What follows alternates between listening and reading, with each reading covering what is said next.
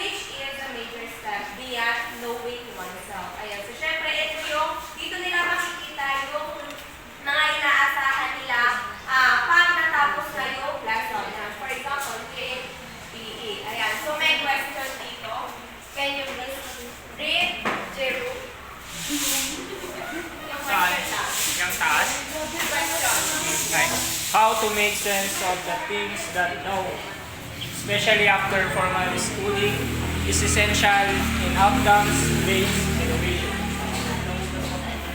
Ayan. Sabi niya dyan, how to make sense of the things that know. Ayan. So, Darlene, can you please explain? Ano yun na yan? How to make sense of the things that know.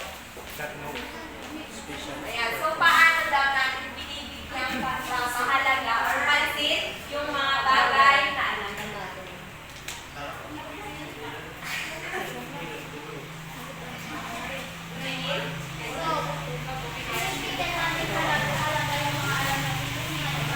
Kapag alam mo yung bagay, ina-apply natin ito sa araw-araw.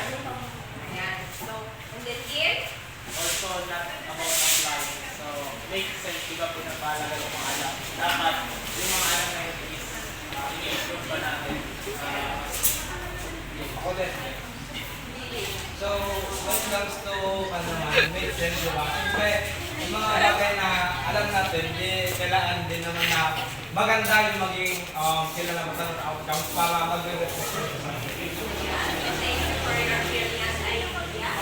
Ayan. So, tunay nga po na kailangan ginagamit natin yung mga bagay na natutunan natin para masabi natin may saysay yung lahat ng yun. Ayan. So, for example, sa PE, ayan, di ba tinutunan ni teacher yung pagtuturo ng bola ng volleyball. Ayan. So, kailangan ay para magkaroon siya ng saysay, dapat isagawa natin siya. Ayan. To understand that and the outcomes-based design, it is good. To examine it basic and visual. Ayan. So, una dyan, clarity of focus.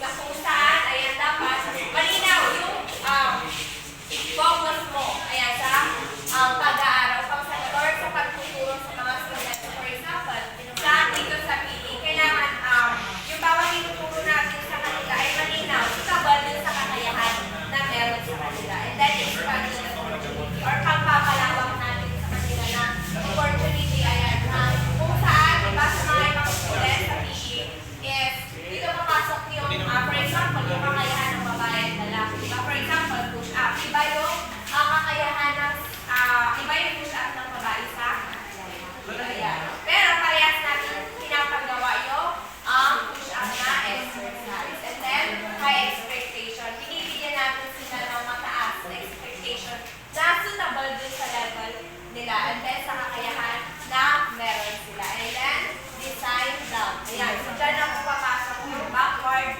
design. Na kung saan, according to Stephen Covey, famous fit begins with the end in mind. So, Kim, can you please explain the role? Begin with the end in mind.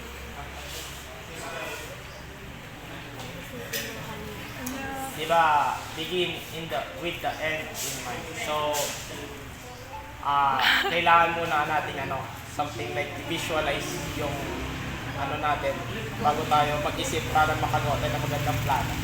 Ayan. So, siyempre, begin with the end. Siyempre, lahat ng plano, tama po, lahat ng plano natin ay nagmumula sa isip. Na kung saan, yun din yung nagiging way para may sagawa natin yung isang pagpaplano natin. Siyempre, alam naman pinano mo, pero, ay ginawa mo, pero hindi mo lang pinag-isipan.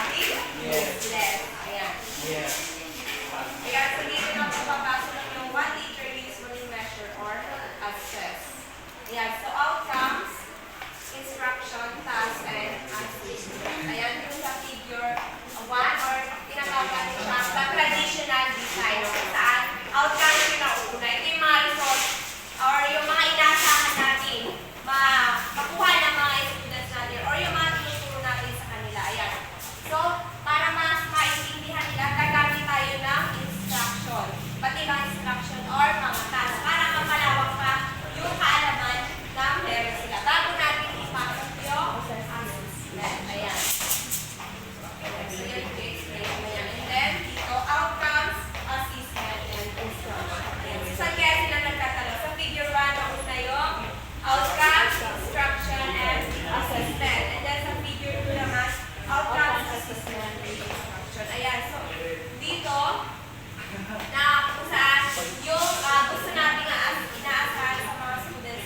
is, itetest muna natin sila through assessment. Ayan. At through assessment, doon tayo kukuha ng mga task na suitable sa kakayahan nila.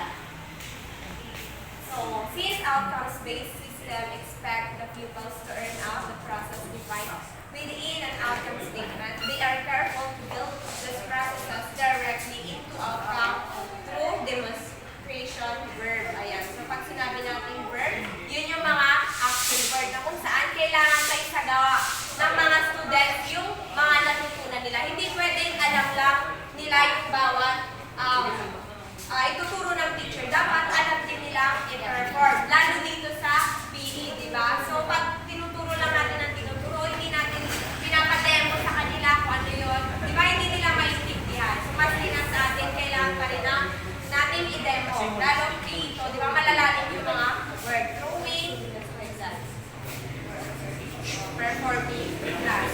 Yung PE. Then, it is significant to point out that standard is closely related to outcomes as defined earlier. So, dito po is, which is characterized by the expectation of what one should know and be able to do. Ayan, diba? So, nakalagay yan sa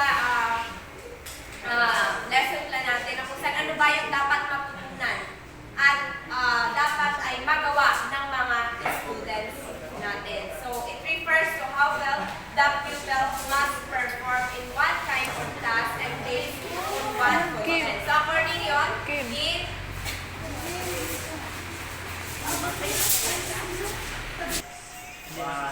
ayan, so according yan sa Department Order number 21 series of 2019.